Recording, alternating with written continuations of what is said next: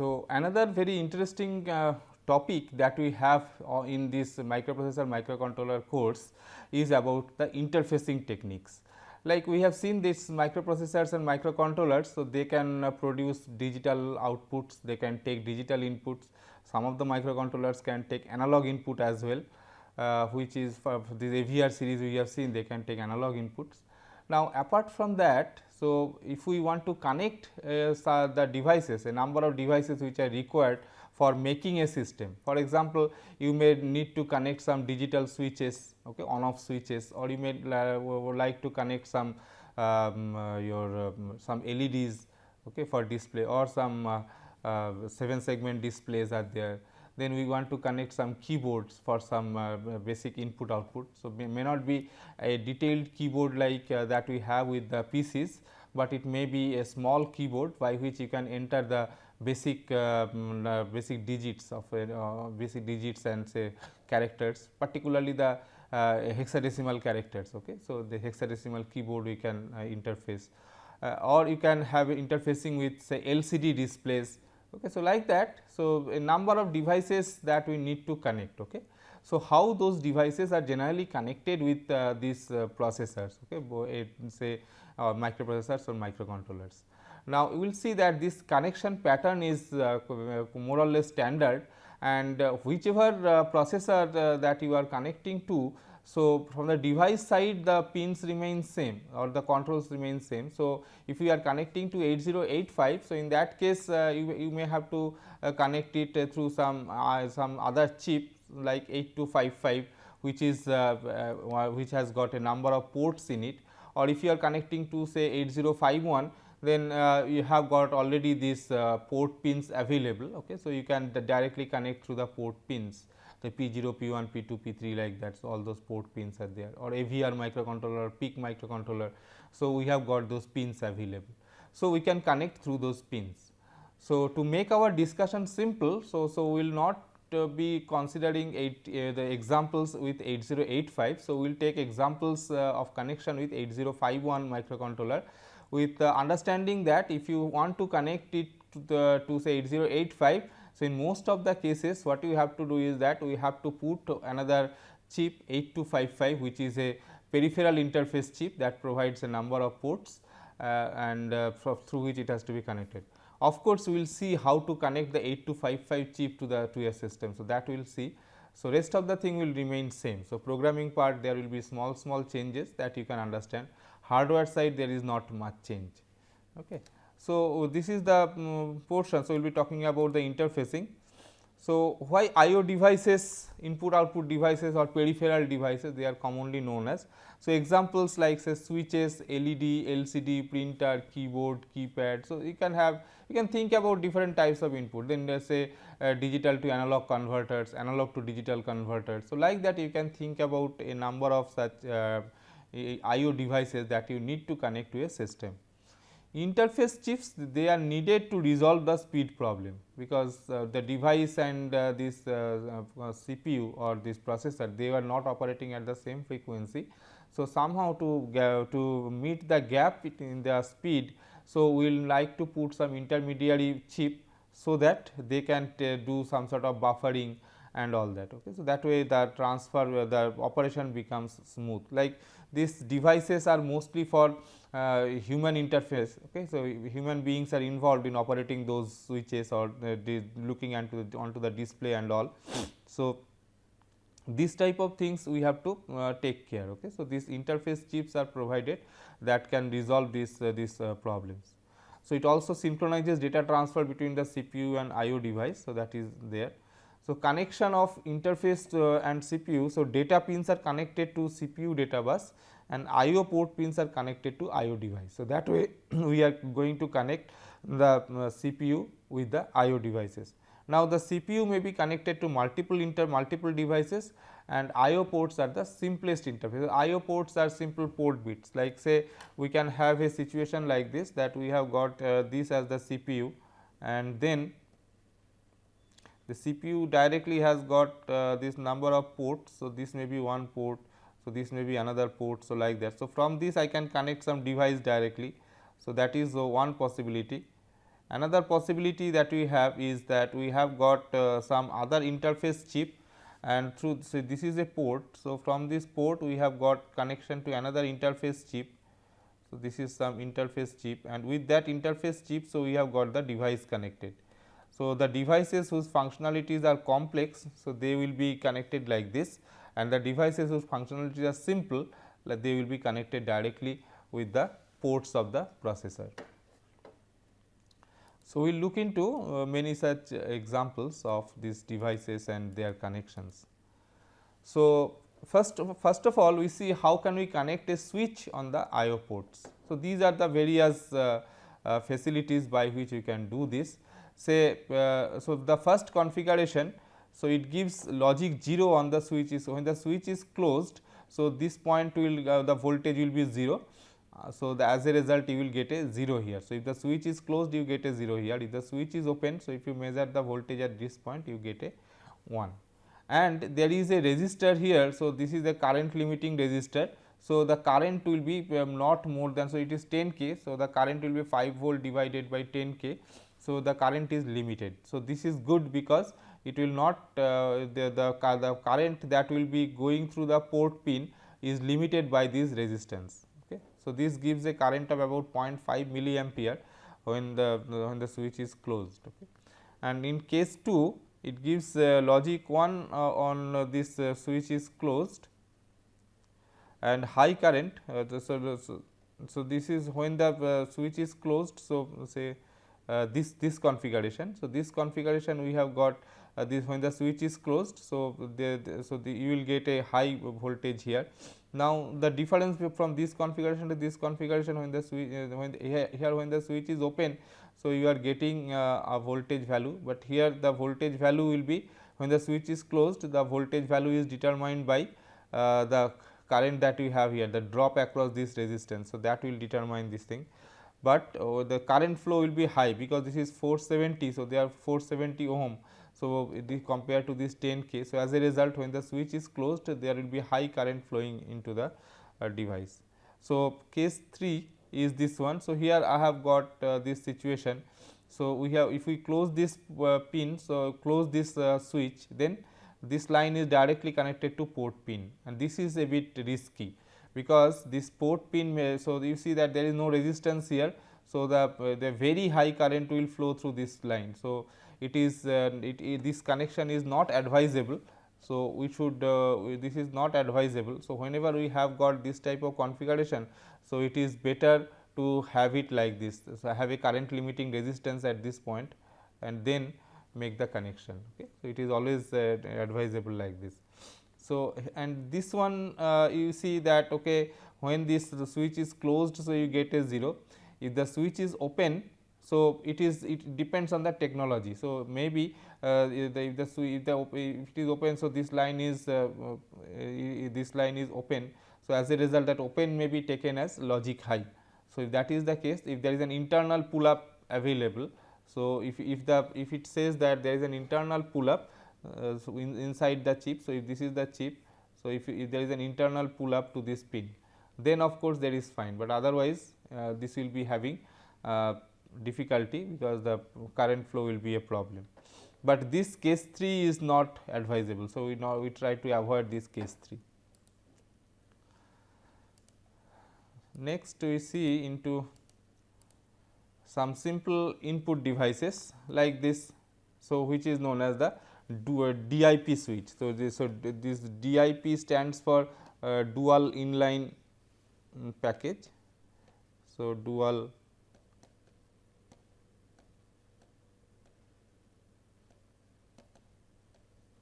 inline package or dual inline package situation. So, here we have got so there are switches. So, switches are so you have got these poles are there. So, if these poles are if these switches are pressed, so it will establish a connection like this.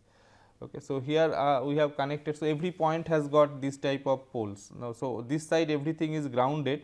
So, and we have pulled all these lines through these pull up resistances to 1. So, if you are connecting say one 8051 port 1 to one such DIP switch, then what will happen is that when none of them are closed, so you will get all 1 here. If any of the switch is closed, so you will get a 0 at this point. Okay. So, that way we can have this DIP switch connection.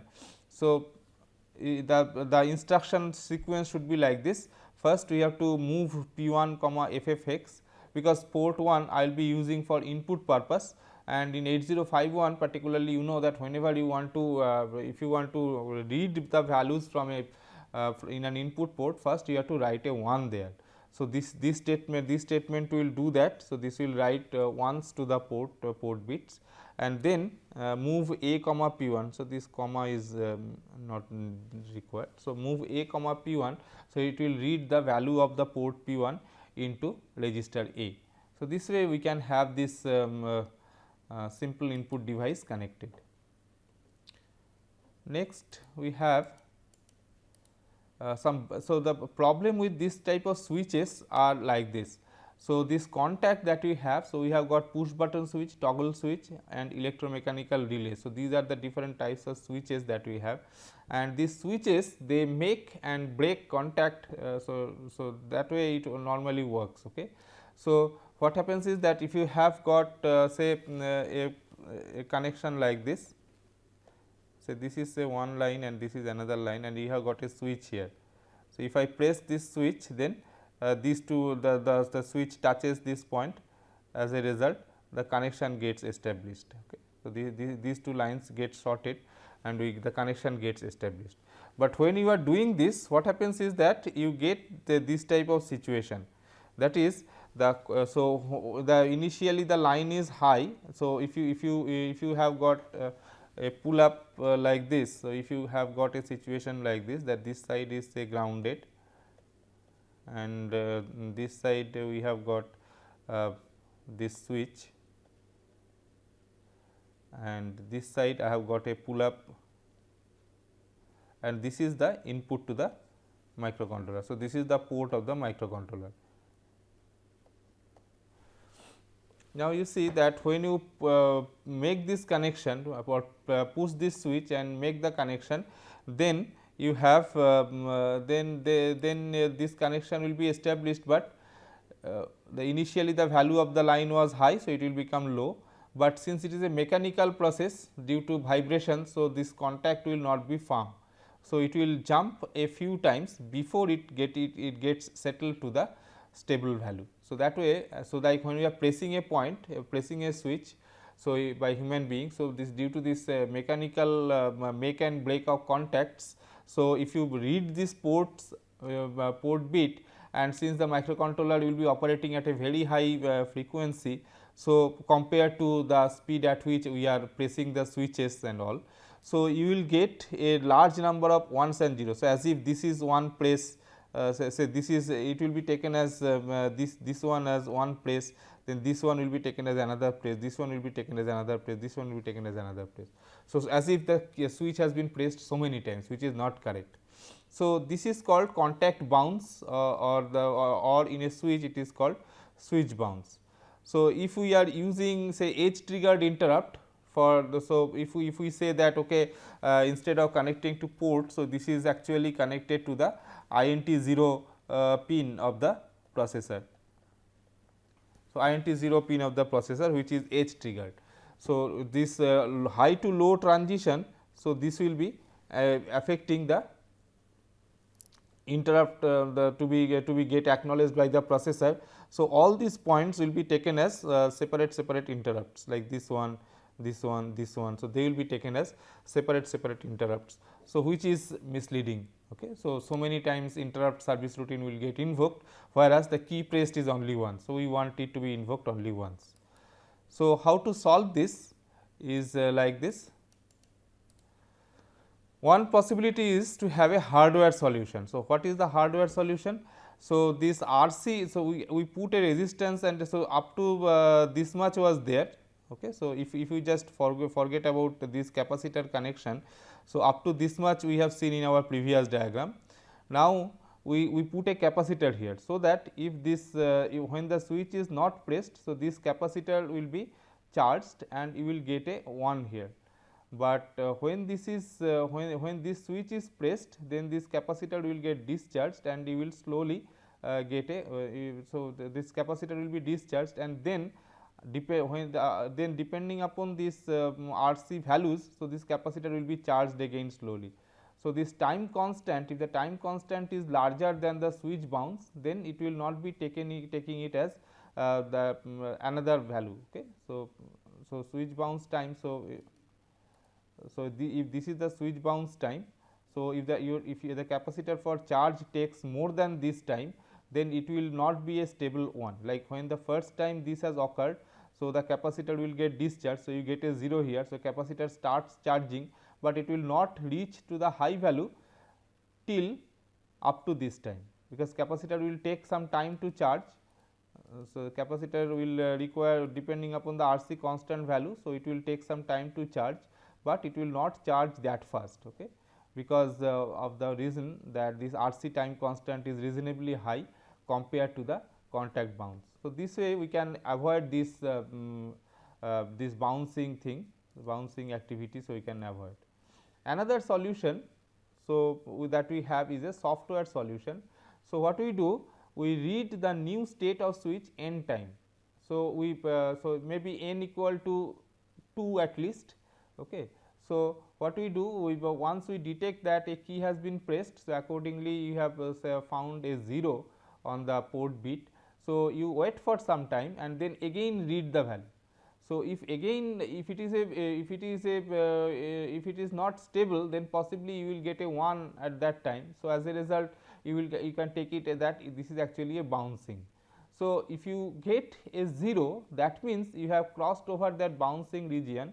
So, like here, so if you first time I read the key, so it is basically here. Then if I know that what is the typical bouncing time, so typical bouncing time maybe say 10 millisecond. So, after 10 millisecond I again read the value of the switch. Okay. So, if now value of the port bit. So, here also if I find the value is 0, that means the key has been pressed, and if it is just some flicker noise etc., so that the key is not actually pressed, so it was just due to some vibration it came and all that, then it will not come to 0 here. So, it will remain, it will become high after some time. So, when you read after a delay, so you will get a high there. So, you will not get this low. So, this way we can think about doing a software debouncing. So, we read the new state of the switch n time. So, this I have talked about only one time. So, you can do it several times if you to get to be more confident. So, you can read the switch several times and then you can do this thing. So, wait and this is the wait and see technique.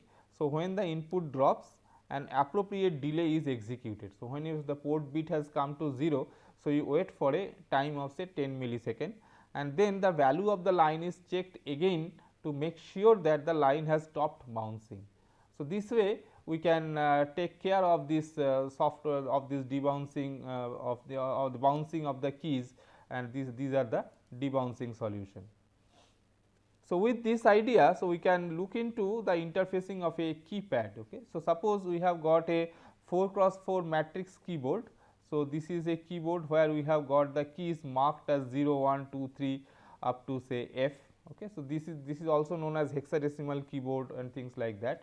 So, what we are essentially doing is, so if we press the key, so we need to read the value, we need to get the key number into this. So, every key has got a corresponding location. You see that this particular key. So, if I name the rows, so this is say row 0, row 1, row 2, row 3, and this is column 0, column 1, column 2, column 3. So, every key it has got a location in terms of those row index and column index.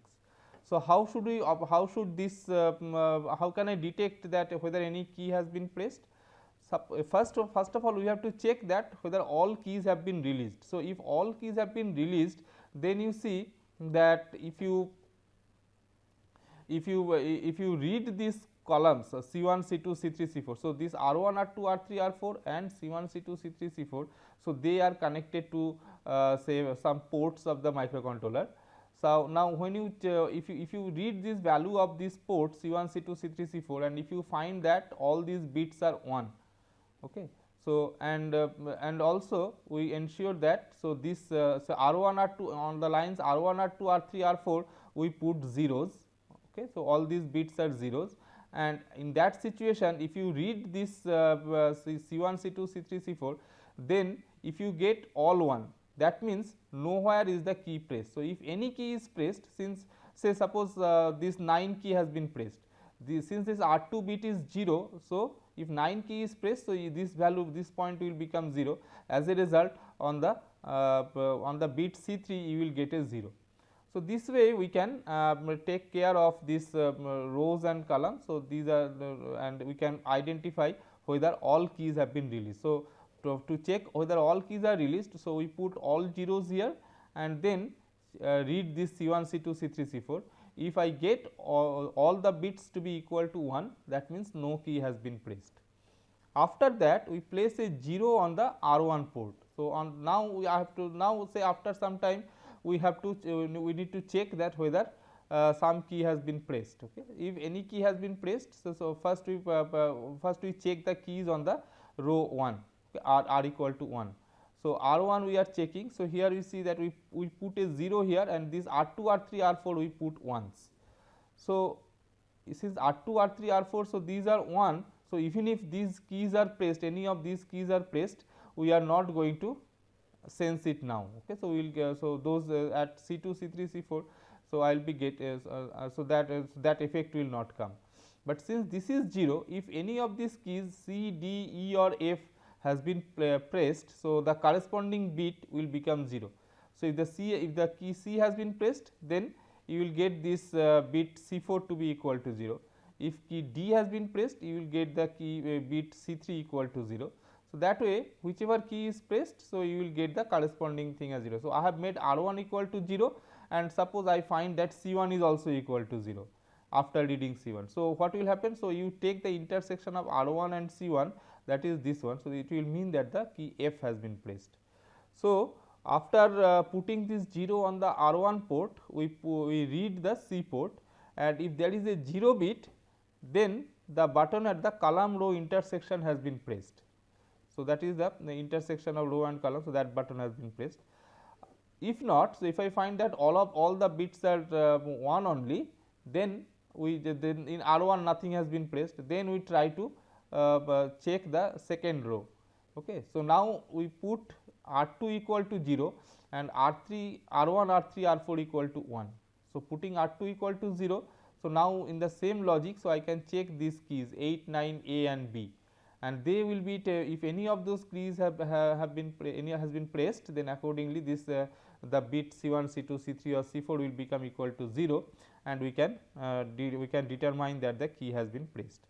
So, this way we can go on trying out different keys, and we can go on checking the if any key is pressed. So, we can check it. So, this process is repeated. So, this placing of 0 at R1 port, after that we will place a 0 at R2 port, then place a 0 at R3 port. So, like that we can continue. So, this is the this may be a kind of possible connection like in 8051. So, we use port P1 for the connection. The rows are connected to bit number 4, 5, 6 and 7, and the column bit, that is C, are connected to bit number 0, 1, 2 and 3. So, first I have to see whether all keys have been so all keys are released or not. So, for that you see that this part these 4 bits of the port, so they will be acting as output port, whereas these bits, so they will be acting as input port. So, to ensure that we write P1 comma #0fx. So, this is the configuration of P1 port. So, after doing this, these bits will be acting as input and these bits will be acting as output. So, that is then we are reading the value of P1 into A. So, we are getting the value there. Then after that, so we have put a 0 here. So, 0 values are available and this is there. So, we are after that if we read the value of P1 into A.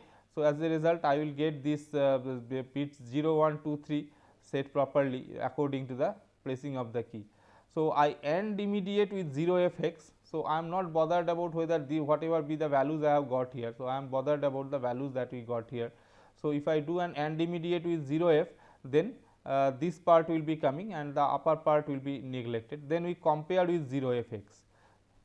So, compare with this 0 f x. So, it will be comparing with that, and if it is not equal, if it is not equal to 0, then it will be if the value that I have in the A register is not equal to say 0 f x, then it will be jumping back to again the release. So, again it will be putting 0 here and f here, and then it will be reading the value of port P1 into the A register. So, this way this first part, so this will be doing the check that all keys are released from the operation. The rest of the program, so they will be actually selecting individual ports, this bit 4, 5, 6 and 7, put a 0 there, and rest of the things as 1, and then it will be checking whether the any key has been pressed in the in the corresponding columns of that particular row.